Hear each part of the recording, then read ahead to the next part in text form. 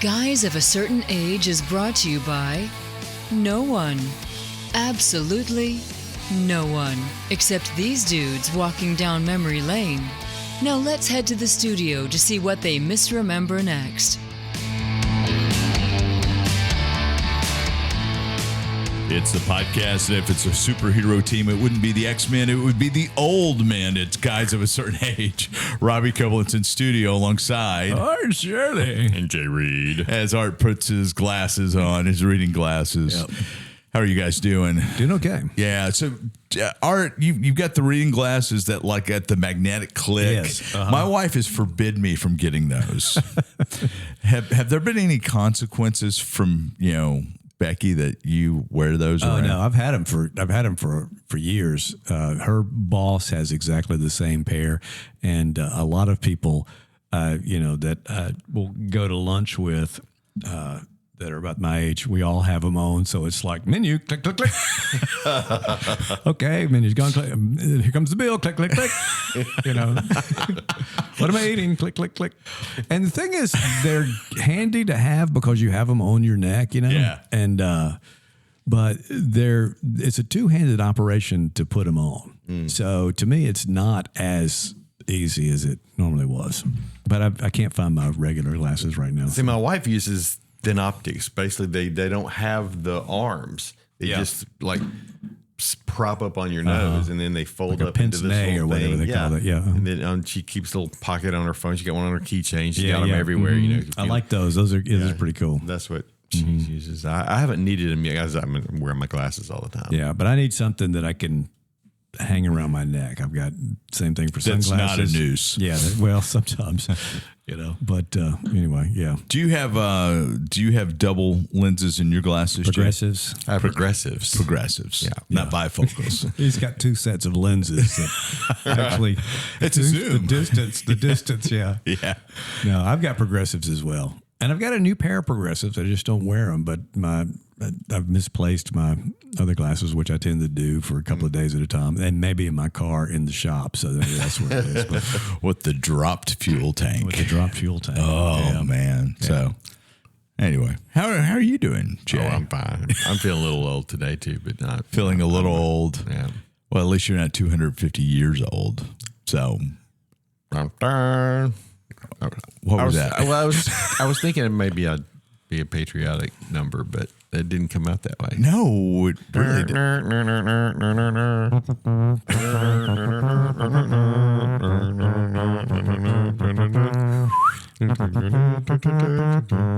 John Phillips melody. Sousa just rolled over in his grave. I was going to do harmony, but go ahead. Oh, I can play the drum part too. Okay.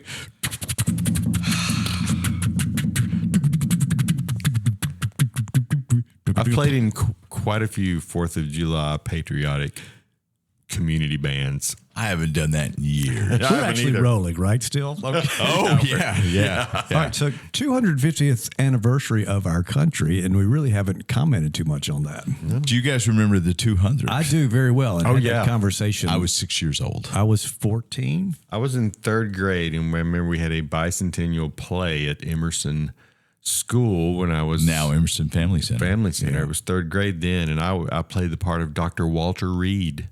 No. Dr. Walter Reed. Yep. From the hospital. From the hospital. Yeah. Yep. Okay. Because I'm a Reed. Unrelated as far as we know. But sounds like a little Nepo baby to me. You're right. Yeah. So my doctor, Dr. Stevens from West Point, gave me an old stethoscope. Oh, cool. And that I still have somewhere. And I somehow, I don't know where I got a white jacket just from somebody. Yeah. It wasn't the type of jacket that it has really long sleeves and a lot of buckles in the back. No. Okay. But yeah, I vividly remember the bicentennial. Actually, I was 12 because it was 76. 76. Yeah. So 13 going on 14. Yeah.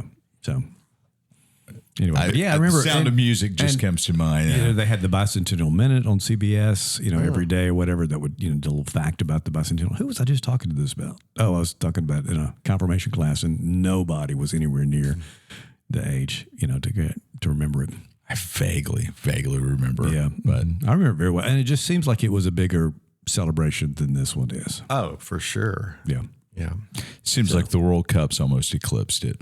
and I would agree with that. And I think what's going to eclipse it even more is She Who Shall Not Be Named, Taylor Swift's wedding.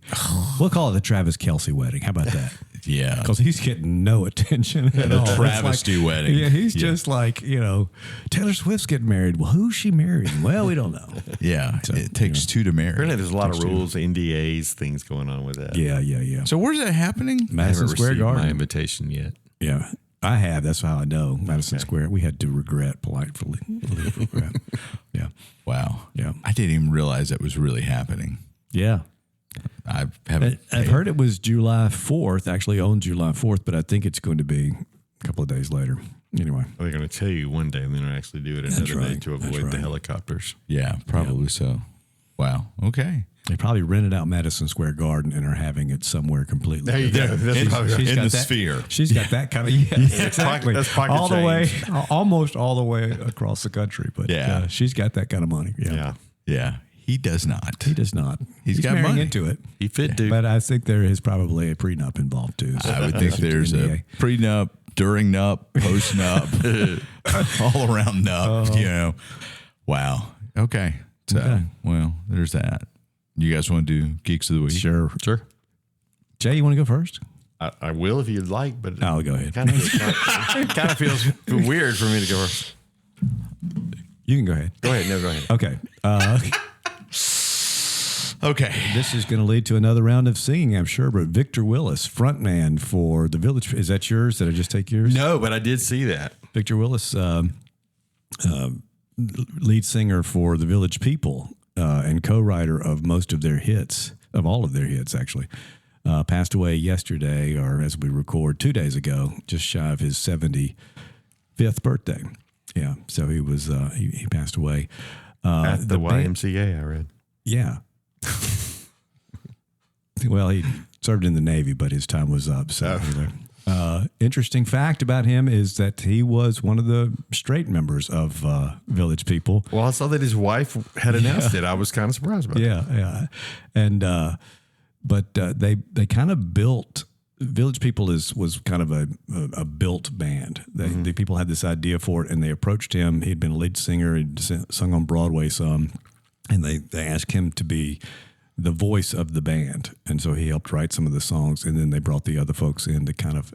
I think they had the music almost like Boston. Yeah. They had the music and the album out, and then they had to bring people to perform it. Isn't that what happened with Boston? No. Is it not? No. I thought Tom Schultz did the whole album in his. Yeah, with Brett Delp and everybody else. They recorded it. So they Well, were. he plays all the instruments on the album, though.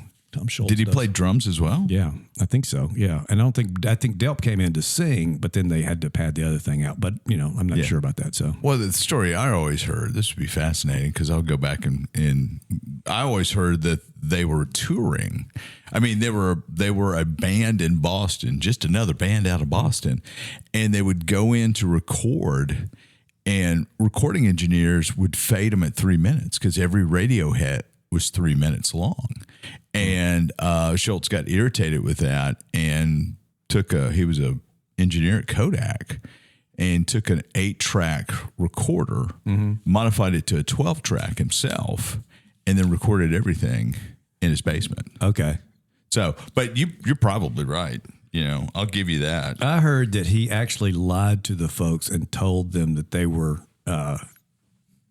Okay, so no, you're right. Okay, so the early demo tapes were recorded with Delp on vocals, Goudreau on guitar, Mesdia on drums, Schultz on guitar bass. The demo tapes were sent to the record companies but received consistent rejections. So that's interesting. But I think when they were recording the album, he kept telling them he was doing it in a studio and he was doing it at home. So maybe that's the Yeah. duplicitousness behind Boston. But anyway, all that to say, Victor Willis from YMCA from Village People has passed away. Yeah. I remember enjoying them when they were They were fun. at their peak. Yeah. Journey Saturday night in Tupelo was amazing. You guys missed a great show. I've heard different things, but most everybody I've heard has really thought they were really good. Now they said they didn't play all their hits, but I played basically the best of. That's what I would have thought. Well, I heard a little bit of a clip of one, and it sounded like the lead singer was like flat. That's what I mean, but I realized it was probably your recording or somebody's. Maybe it wasn't yours, because yours was just him running around the stage. Yeah.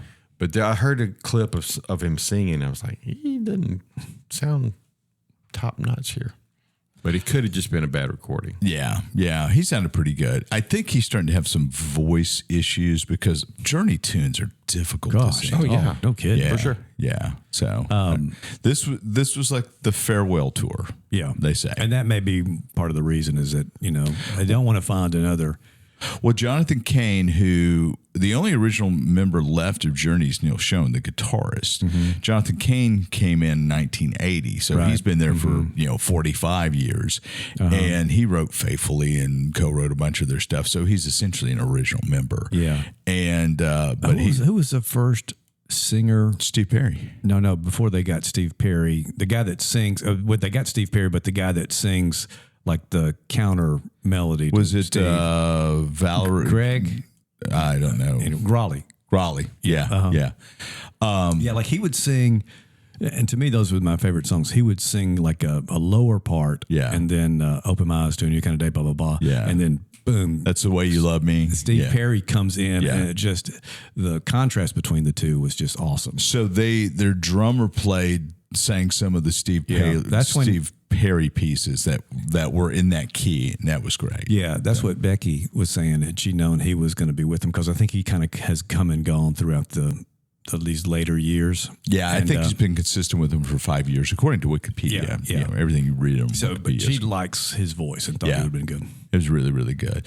But I will tell you, the last concert we saw was the Eagles, and nothing compares to the Eagles. Yeah, that was one reason I didn't want to see Journey. Yeah, because I'm like, it was too soon after seeing the Eagles, and I'm like, I just that was such a great, just a flawless concert. The Eagles have announced apparently new dates in the Sphere. Oh, this is it. This is absolutely it, except for 2 more years of being in the Sphere. So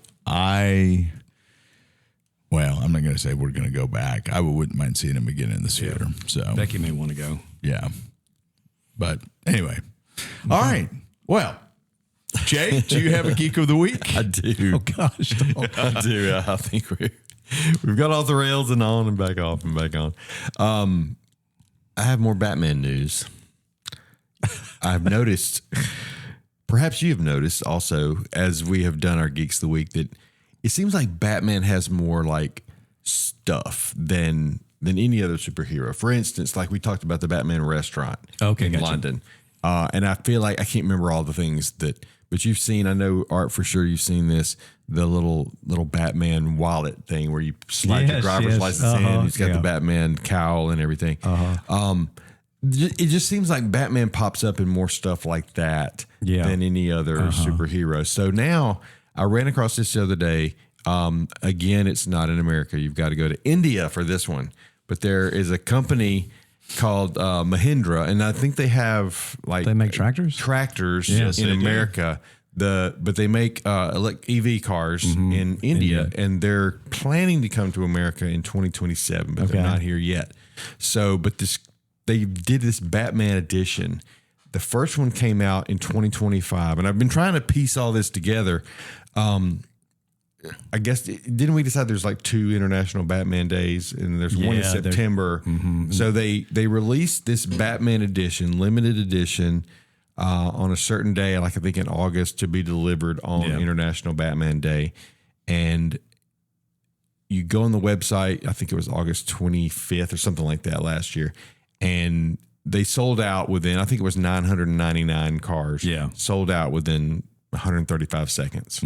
So they did it again in March of this year with, I guess, a newer edition. Same thing. Within 7 minutes, all 999 numbered limited edition Batman edition. BE6 is the name of the car. Dang. And it's not, it doesn't look like a Batmobile. It's just a very cool black EV. And it's kind of an SUV looking thing. Of all our cars, it looks more like Robbie's. but it's got just the Batman Dark Knight logo. That particular logo is kind of all over the car in different places. I mean, it has a projection light where it projects the bat signal kind of off to the side. Of course, it's the steering wheel's on the right side. I guess they drive like the British in India. But if you look in the cockpit, it looks like a cockpit. I mean, it's there's a separation between the driver's side and the passenger side, so you're kind of like in a like a first class seat of an airplane. It looks really cool. Cool. It would be the ultimate Uber vehicle. Yeah, no kidding. Oh, no doubt. So what? I mean, what would you Could guess? you imagine Something like somebody this? showing up in that to pick you up? That would be cool. That would be good with the bat signal coming on the side. Price is about a U.S. equivalent of about $36,000. That's it? God, that's not bad. I know. Now, Dang, I wouldn't have taken my car in if I'd known. yeah, really.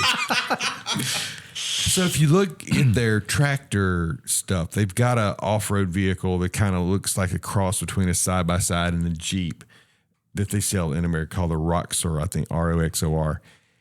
It sells in the States for about $30,000. But this Batman EV sells for anywhere between 30 and 36. It was two different prices I saw, but $36,000. That's just nuts. I can't imagine that it would sell for that little once it gets over here. Oh, Yeah, no. it's got to come up. Yeah. Yeah. That's a $50,000-$60,000 item. Yeah, I thought But you were it's, going to say 130 no. something. Does it have a 36, back seat? Yeah, I think so. There's a back door. They didn't show the back seat, but there's a back door. And it's just a classy looking It car. leads to a bat cave. Yeah, right. I mean, I'm not a big fan of total electric cars. Well, I can't imagine Batman having a total EV. He's going to like unplug the back signal to plug it in. right.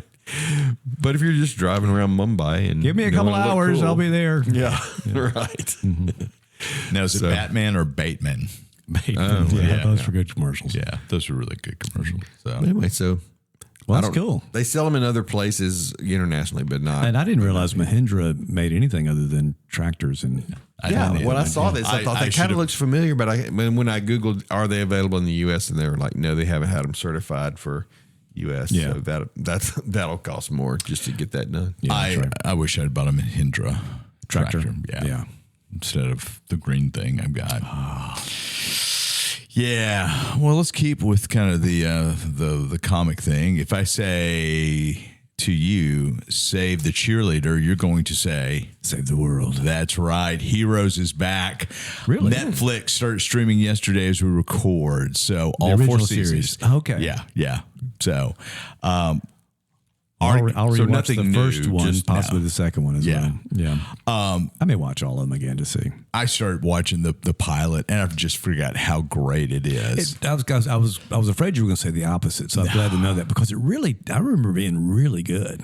I mean, it was before Dark Knight, before Iron Man. I mean, it really came out before the comic book renaissance, which we think may be over now. We talked about that, but yeah. So you didn't have any of the CW stuff. yeah. And Did you have Smallville?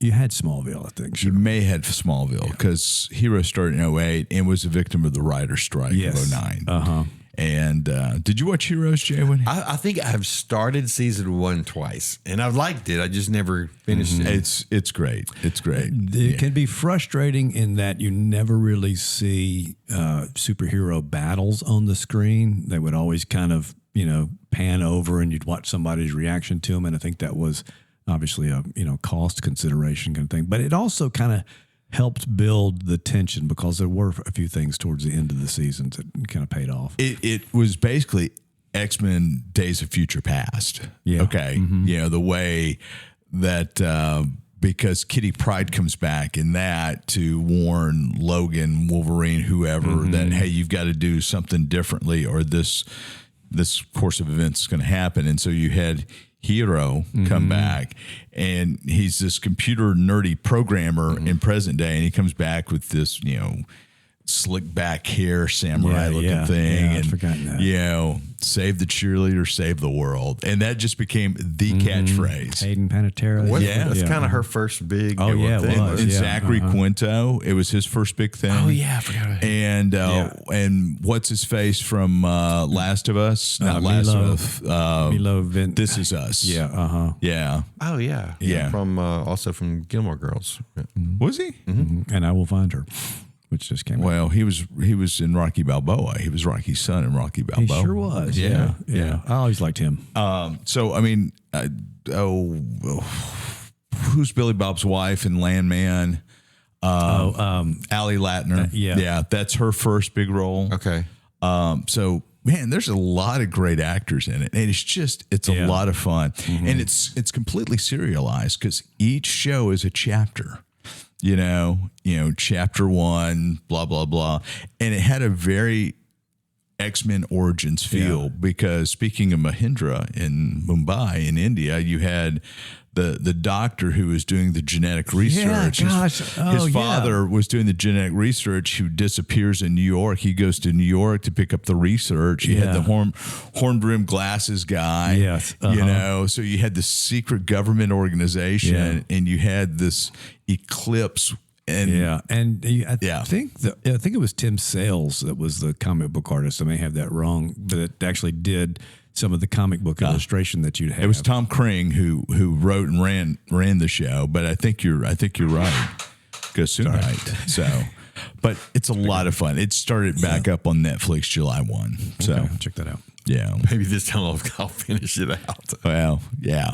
I mean, they're 44-minute episodes, and they're traditional network television programming. It came out when we were still overseas, and so I started watching it when we were home for a bit, and then just never got back into it. Yeah. First season's great. Second season's not bad. Right. It falls apart after that season. Yeah. There's 4. Yeah, I think 4 is pretty bad. Then you had Heroes Reborn, which was the sequel series to it that I think folks kind of regard it like Highlander 2. Let's just pretend it never happened. Yeah. So, but and today Silo starts up again. It's today or tomorrow. Well, Apple's going to drop it at 7:00 tonight. Okay, good. For tomorrow. Good. Yeah. How many episodes is it? It'll be weekly though, right? Yeah, That's what Apple does. Yeah. Is it season 3 or something? Season 3. Yeah. And so now you go back to how the Silos began. Yes. Oh, wow. Yeah. Which is the second book in the series. Yeah, Becky and I've wondered if we need to go back. I wonder if they've got a recap. I'm sure they've got. Probably find it on YouTube if nothing else. Yeah. Yeah. So you'll learn how the silos began, and that's fascinating because then if they follow the books in any way, you will get slices of lives in other silos. Yeah. So Cool. I think that's what they're heading because you've watched it, right? I watched season 1. Oh, okay. You need to watch season 2. You need to watch season 2. I need to watch a lot. Need to I've watch. still got one more episode of Why are you still Stranger Things season 4. I've restarted, and background noise. Man in the High Castle. Yeah, I need to watch that too. Oh, have you ever? I watched the first season and liked it. Yeah, and we then talked about that. Yeah. stopped. It is so incredibly good. I probably will start it over. Yeah. That was a good one. Yeah. Did you watch the whole thing? Yeah. Yeah. It's on Netflix as well. Okay. So it's interesting how Netflix is picking up some old primes. Yeah, So, that's right. anyway, all right, we're going to take a break. I know he's pointing at. I mean, we're at 23 minutes. We're probably past time on it. Oh, dang it. Yeah, one day we're gonna do regrettable superheroes or villains or something again. I mean, we have all this material. It's time for a break. No, We'll be right back. And we're back. The guys went to go see a movie last week that none of our wives wanted to see, so we had clearance to go with each other. we had a hall pass. True. True. Any lies detected? No lies detected. No, absolutely not. Yeah. So we No wives were detected at the theater either. Life alert. That's what. When Mark was little, there was a life alert commercial come on. He told Bonnie, "You need to get that." He thought it was wife alert. Oh, that's funny. Yeah. So we saw Supergirl. Yeah, So, by the way. So initial reactions, Art. I enjoyed it. I thought it was good. Initial reaction, that's what we'll discuss later. Jay? Yeah, good. Good. Enjoyed. I enjoyed it quite a bit. So compared to the James Gunn Superman, I like the Superman better. what about you, Jay? Two completely different animals. It's hard to compare. I think I maybe like this one better. I think I like this one better too, and I don't really know why. So I felt like the Superman movie was introducing the entire world. And That's what I was going to say. To me, the things I liked about this movie were the economy of story. I mean, I think they nice. Thank you. Yeah. I have read that people felt like Lobo was just shoehorned in. I did not get that. I thought Lobo served as a really good contrast between Superman's character. Yeah. And Supergirl is somewhere in the middle.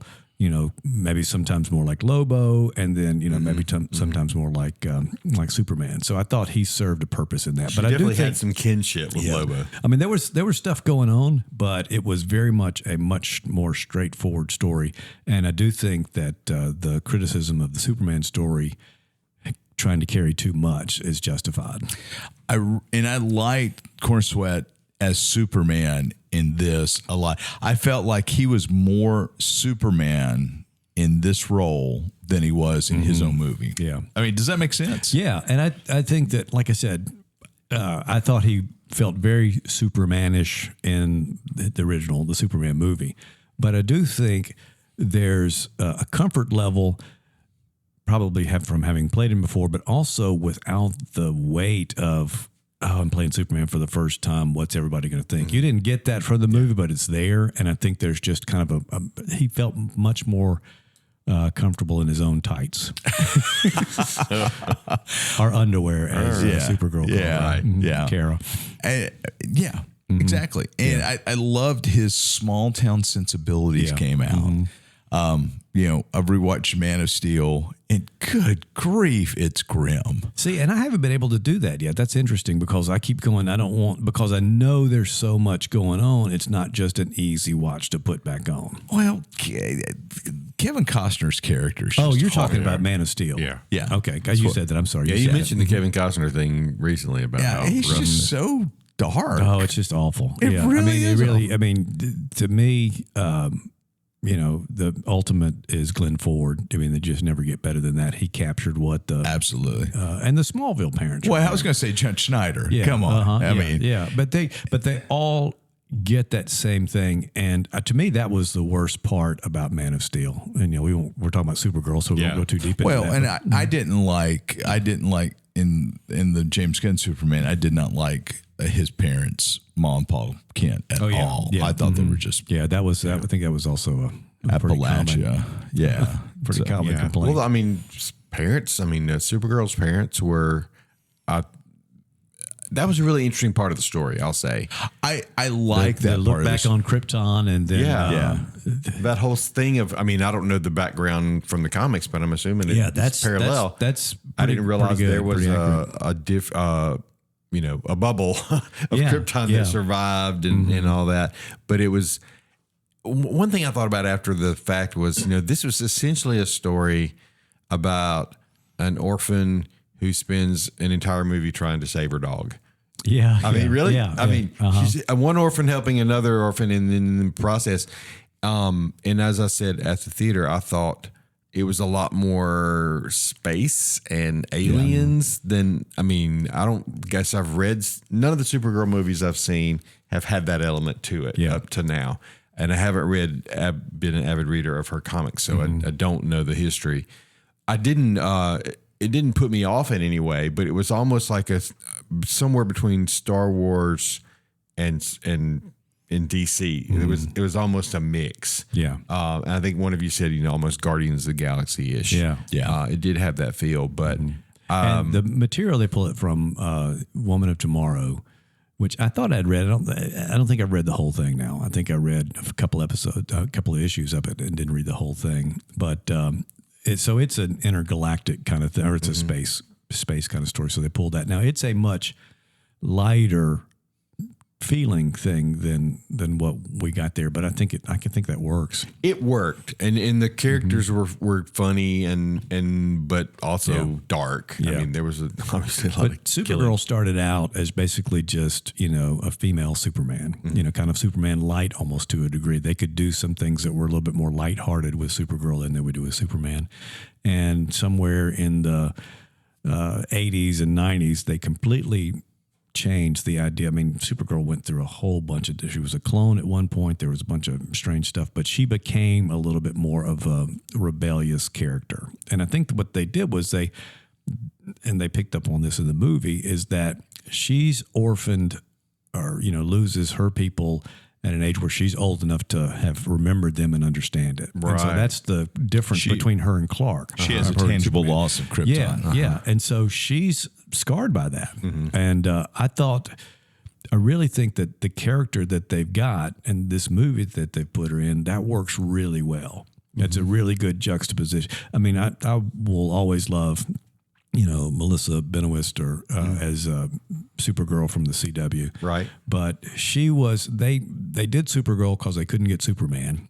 So they did that character. And so she's basically a surrogate Superman. Now, I thought they did a great job with her story arc, just as Green Arrow is a surrogate Batman because they couldn't get Batman. Yeah. Of course, in both cases from the comics, that's not who they are. Yeah. Green Lantern was a, Batman with a bow and arrow. Green Arrow. Green Arrow. What did I say? Green Batman? You said Green Lantern. Green Lantern. Yeah, sorry. The space thing. I guess I'm still thinking about that. But no, I thought the movie, and I'm very surprised at the hate that it gets. That people. I'm not surprised because that seems to be the way of the world right now. But I mean, it works for a lot of reasons for me. Have you seen the thing about the needle drop song? Have you the criticism of that? I don't understand. I don't understand that either. I thought that segment worked pretty well. And if they're going, well, they never do that, you should never do that. I go, well, do something different. Why not do something different? I thought it worked. What was that? I don't. That's during the fight scene, and they. What'd they drop? What I was trying to remember. It's a different version of the song. And I can't come up with the song right now in my head. You can look it up. That's good. But it goes under the fight scene, and they said, "Oh, you should always use the score for that. You shouldn't, these needle drop songs are songs that should be, and that's just not true." Okay.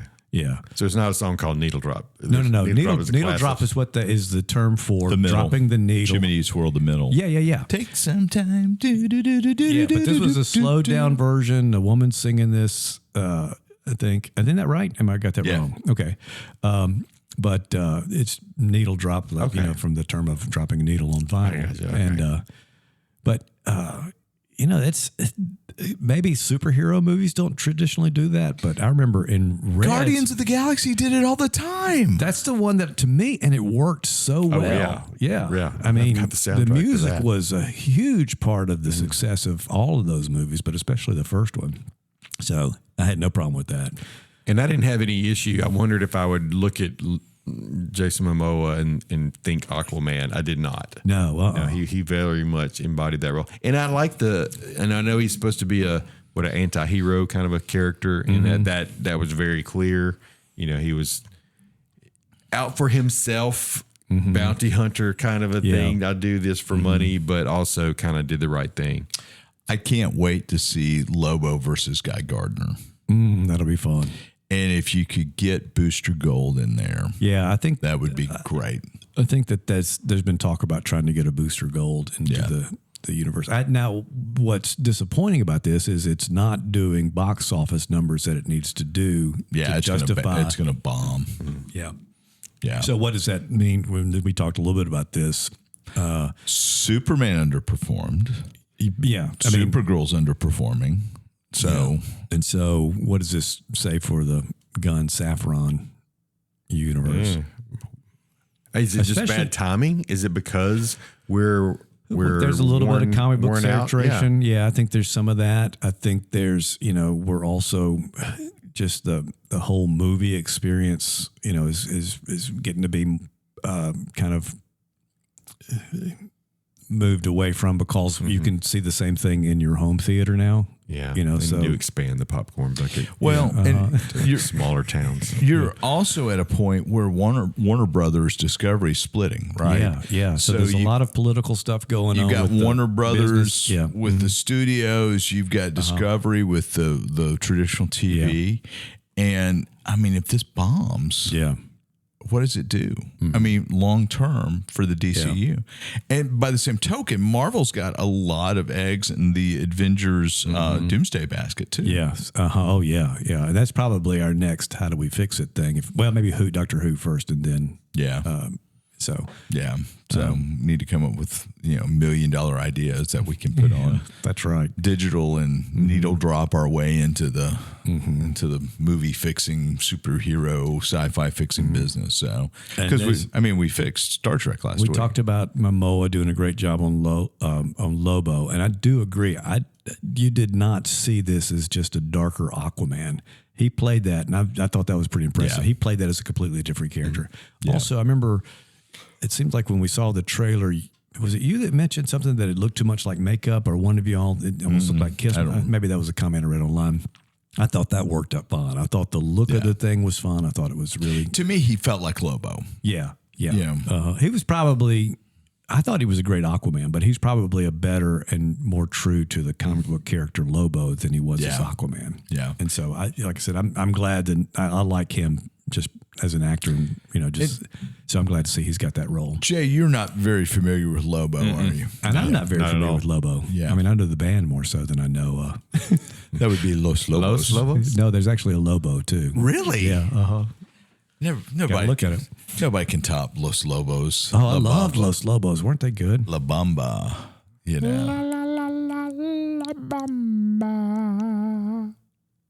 That's my needle drop. We're gonna have to pay money for that now. But I mean, overall, it was a good experience. The movie was a good experience. I didn't regret it. It's not going to be my movie of the year necessarily. 2 hours, I was disappointed there was no end credit scene. Yeah. So. No stingers whatsoever. So, but But I like Millie Alcock. I like the fact, she comes off as a rebel, and spends a lot of time in bars, but loves her dog, and kind of her spaceship is kind of she's basically messy. who you want to be. I don't know about that. Spend time in bars and a love your messy dog. spaceship. Yeah.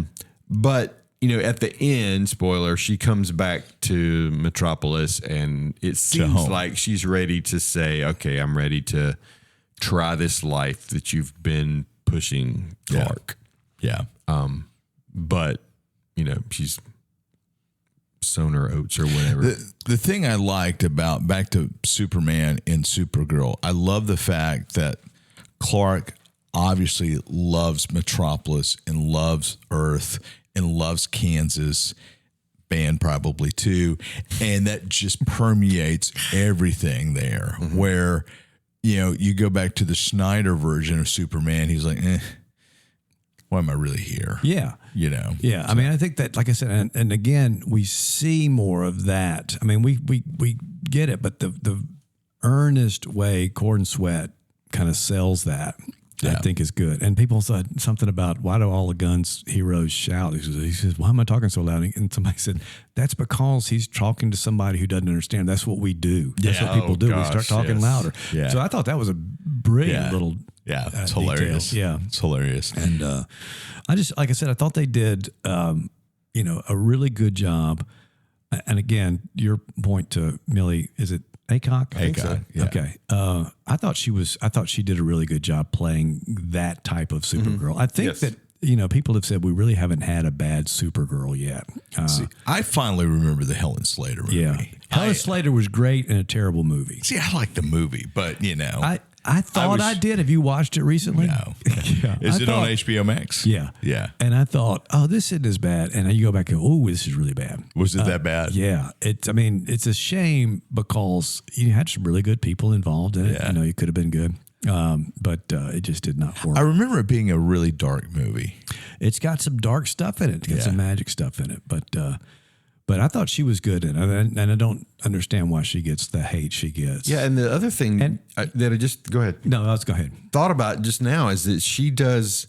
The uniform is almost like a character rather than part That's of a good her. point, yeah. Because she does most of the movie Without- in her trench coat. Yeah. Right? And Which she's- is a better way to say than without her uniform on, which is what I was going to say. Because yeah, she wow, does. Yeah, it was just PG-13.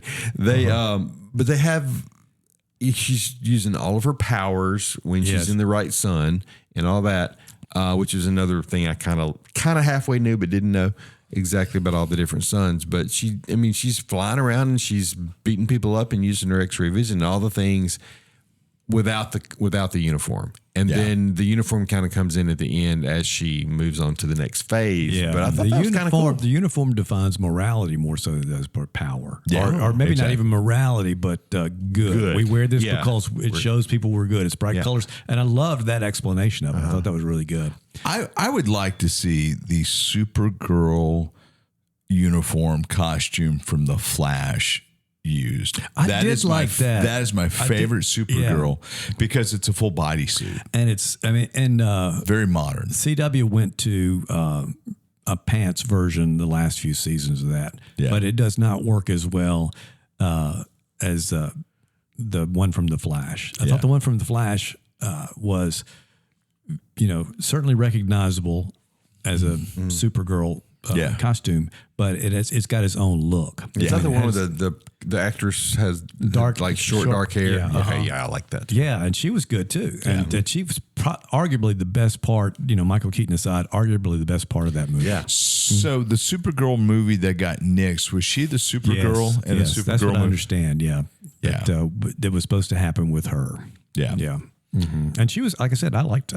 She was not Kara Zor-El. She was a different iteration of Supergirl from an alternate universe, So but exists in the comic book canon. So she was, real for that. So one of the things I really liked was how Supergirl's dad saved their city from Krypton. Yeah. What city were they in? Because it's not Kandor. No, it's not Kandor, and The it Los- starts with an A, and But it looked but it's like not Akron either. the way they visualize with that force field looks like I've always seen Kandor, the lost city and of in Kandor. fact, I kind of did a thing where I thought, does this become Kandor? Kind of forgetting what. Because Brainiac stole Kandor, right? Yeah, I can't remember. Retconned from the original story, Brainiac is responsible for the destruction of Krypton. Is it Argo?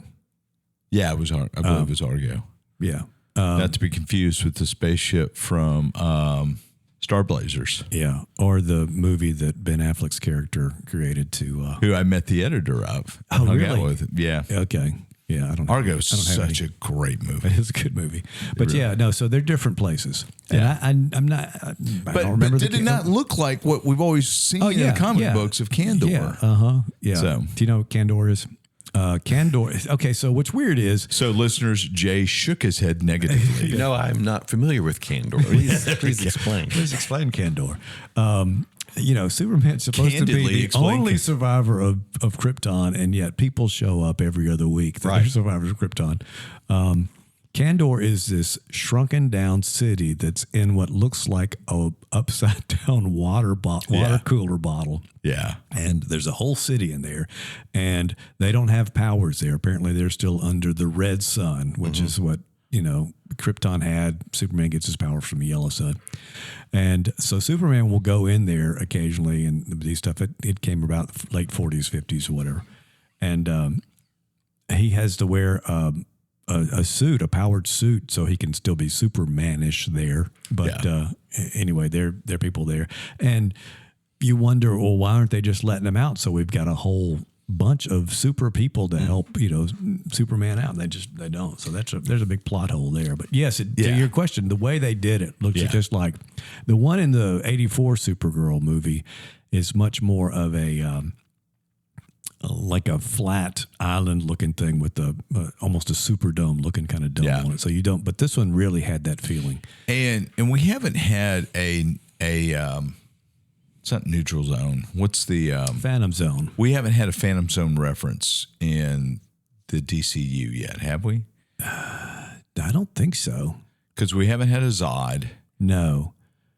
We have, because the Flash movie had, But that's not DCU. but that's gonna say that's DCEU. Yeah. Right. So but so that was the last time we've seen it. But we have not had a Phantom Zone. I think the CW Superman and Lois had a Phantom Zone in it, but not in James Gunn stuff yet. Yeah. So that'd be an interesting thing if they do that. Yeah, especially if they bring Zod back. Mm-hmm. Kneel before Zod. But I really want to see, and I think Brainiac in the Yeah, he's in Man of Tomorrow. It's way overdue to see a real Brainiac. Because, I mean, we never had any in any of the movies. You had I had Brainiac in Smallville. Yes, And that was James Masters, not Masters. It was, I'm trying to think if they had something in Superman and Lois. They may have, but he was. I thought they had a Brainiac in I think they Superman. did too, but we haven't seen it on the big screen. Yeah. So yeah, need to see that. But they went to Lex as a real estate mogul too often on the big screen. I thought. Yeah. Yeah. Boy, Jesse Eisenberg is a horrible Lex Luthor. Yeah, he was playing him as the Joker. He really was. Yeah. Just really, really bad. Yeah. So, yuck. Can't look away like a train wreck, I guess. So, anyway. But we like Supergirl. We would encourage you to go see it, even though you probably can't by the time you listen to this. But you can watch. You may be able to watch it streaming by the time you listen to this. Project Hail Mary comes out tomorrow. Does it really? For on Amazon Prime. But is it MGM Plus? It was on MGM Plus. Now it comes to Prime. Okay, so now it's going to regular Prime. Yeah. Okay. So go watch Project Hail Mary. Yeah. So, and Supergirl, if you can make it. I still haven't seen Disclosure Day yet. Yeah. So, I don't think it has the legs they thought it was going to. It's not holding up box office wise. Yeah. Toy Story 5, I think it's ruling the. Yeah. Yeah. One toy to rule them all, one toy to find them, one toy to bring them all in the Save the toy, save the world. cartoons bind them. So anyway. Where does he get those wonderful toys? So I got on Prime Day, I got Bonnie a one of these Aura fitness rings, right? Oh yeah. And I handed it to her and had her recited the one ring. Oh, that's hilarious. She had no idea what I was talking about. So yeah. Geek Zone. So did you guys get anything good for Prime Day? We didn't even talk about it. Did you find any good Prime Day deals? I got a kitchen torch. That's a good deal. About That's a cool thing. Yeah. I got a pretty. I didn't buy it from Amazon, but it essentially was the same price. I got a nice like air fryer that does like toast and broils and proofs and dehydrates and air fries, and it is a nice one. Yeah. So I haven't. It's out of the box, but I haven't even like finished reading the instructions yet. You actually read the instructions? Yeah, I don't want. It costs too much to blow up. Yeah. I'm going to read the instructions. Yes. Wow. Yeah, like, that's why he's a better person than you. That's are, right. You know, That's why his car's not sitting in the Torch, shop. on the other hand. yeah. Dropped gas tank. I saw somebody was suspected of arson on your side of town. I just got the butane yesterday, so it's not wasn't me. Hey, if you're looking for a car to burn, Oh, insurance. All right, that's going to do it for us this week. Hopefully, we'll see you next time, and nobody's in jail.